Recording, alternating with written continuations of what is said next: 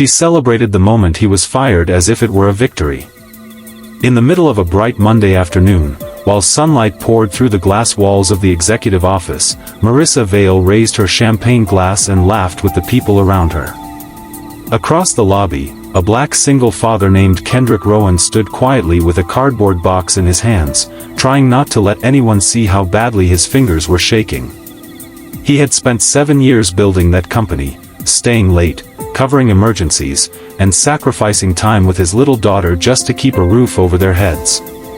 Now, in less than 5 minutes, his career had been erased. But nobody in that room knew that by the end of the day, the same woman celebrating his downfall would be standing frozen beside an elevator, listening to her boss ask 4 simple words that would change everything. Where is he?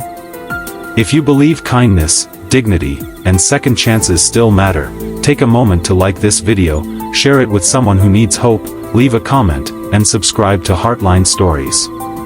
Kendrick had never been the loudest person in the room. He was the kind who arrived before sunrise, carrying a worn black backpack and a coffee he rarely finished. Every morning, he dropped his 8-year-old daughter, Nia, at school before catching the train downtown. His wife had passed away several years earlier, leaving him with a child who still kept her mother's photograph beside her bed. Kendrick never complained about raising Nia alone.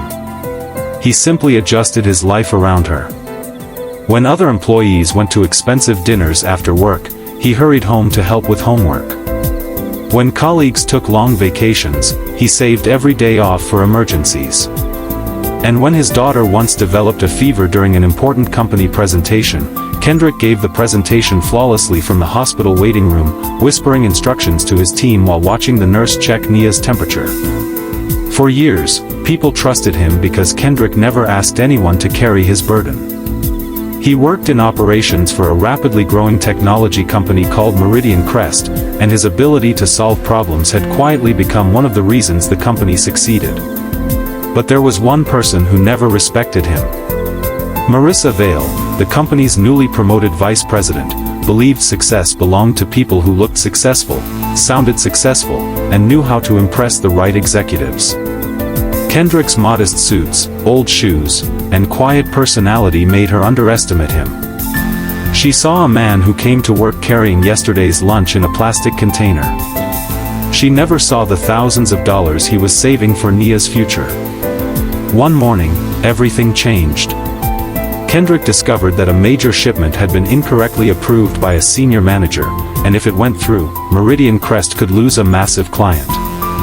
Kendrick immediately reported the problem. Instead of thanking him, Marissa accused him of creating confusion. She told the executives that Kendrick had become unreliable and was slowing down the department. Kendrick tried to explain what had happened, but Marissa had already made up her mind. She wanted him gone before the company's annual leadership celebration that afternoon. At 3 o'clock, Kendrick was called into a conference room. A security employee stood near the door. Marissa sat across from him with a folder on the table. She told him his position had been eliminated because of performance concerns. Kendrick stared at the folder, stunned. He asked if he could at least collect his personal belongings. She agreed, and 10 minutes later he walked through the lobby carrying the cardboard box shown in the photograph on his desk, his family picture, a small plant Nia had given him, and a notebook filled with years of work. What happened next hurt more than the firing itself. Marissa stepped into the lobby surrounded by several co-workers and raised a glass of champagne. She smiled and said that sometimes companies had to remove people who could no longer keep up with the future. Several employees laughed nervously. Kendrick heard every word.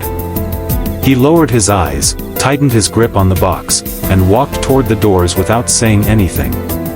Outside, the afternoon sun was warm, almost painfully bright. Kendrick sat on a bench across the street and finally allowed himself to breathe. His first thought was not anger. It was Nia. He imagined her asking whether he would still be able to pay for her school supplies, whether they could keep their apartment, whether she would still get the birthday bicycle he had secretly been saving for. He wiped his eyes before anyone passing by could notice. Then his phone rang. It was an unfamiliar number. Kendrick almost ignored it, but something made him answer. The voice on the other end belonged to Adrian Cross, the company's founder and chief executive officer. Adrian had been away for several weeks dealing with a family matter and had returned that afternoon. He had just walked into the office and discovered that Kendrick was no longer there. Adrian had asked his executive assistant to pull the latest operations reports. Kendrick's name appeared repeatedly. The reports showed that he had identified cost-saving opportunities, prevented major shipping errors, and personally saved the company from losing its largest client months earlier. Adrian was confused. He asked Marissa why Kendrick had been fired. Marissa confidently explained that Kendrick was underperforming and that the company needed stronger leadership. Adrian listened quietly. Then he opened an email Kendrick had sent that morning, warning about the shipment problem. He checked the system and discovered that Kendrick had been right. The room became silent. Adrian looked toward the elevator and asked, "Where is he?" Nobody answered. He asked again, this time more firmly, "Where is Kendrick Rowan?" Marissa's smile disappeared. She suddenly understood what she had done. Adrian ordered security to find Kendrick immediately, but Kendrick had already gone home. That evening, Adrian drove to Kendrick's neighborhood himself. He found him sitting on the front steps of his apartment building while Nia sat beside him doing homework. Adrian introduced himself and apologized. He told Kendrick that the company had made a serious mistake. More importantly, he told him that his work had been investigated and that the accusations against him were false. Kendrick listened quietly. He did not celebrate. He did not demand revenge. He simply asked whether his daughter's future would be safe if he returned to work. Adrian looked at Nia and then back at Kendrick. He offered him his old position back, a substantial promotion, and a flexible schedule so he would never again have to choose between being a father and being an employee. The next morning, Kendrick returned to Meridian Crest, but he did not return as the same man. He walked through the lobby carrying no cardboard box. Employees stood and applauded. Some looked ashamed. Marissa was waiting near the elevators. She apologized, but Kendrick simply accepted it and told her that people should be judged by their character, not by their clothes, their background, or how much money they had. Months later, Kendrick became one of the company's most respected leaders. He created a program helping single parents stay employed during family emergencies. The little plant Nia had given him sat on his new office windowsill, growing stronger every day. And Marissa? She eventually learned that the person she had celebrated removing was the very person who had been holding the company together. Sometimes life does not give us justice in the way we expect. Sometimes it simply opens a door and gives us another chance to prove who we really are. Kendrick could have allowed humiliation to turn him bitter, but instead he chose dignity. He chose forgiveness. And most importantly, he chose to keep moving forward for the little girl waiting for him at home. If this story touched your heart, please like the video, share it with someone who believes that people deserve to be seen for who they truly are, and subscribe to Heartline Stories for more stories about courage, kindness, and second chances.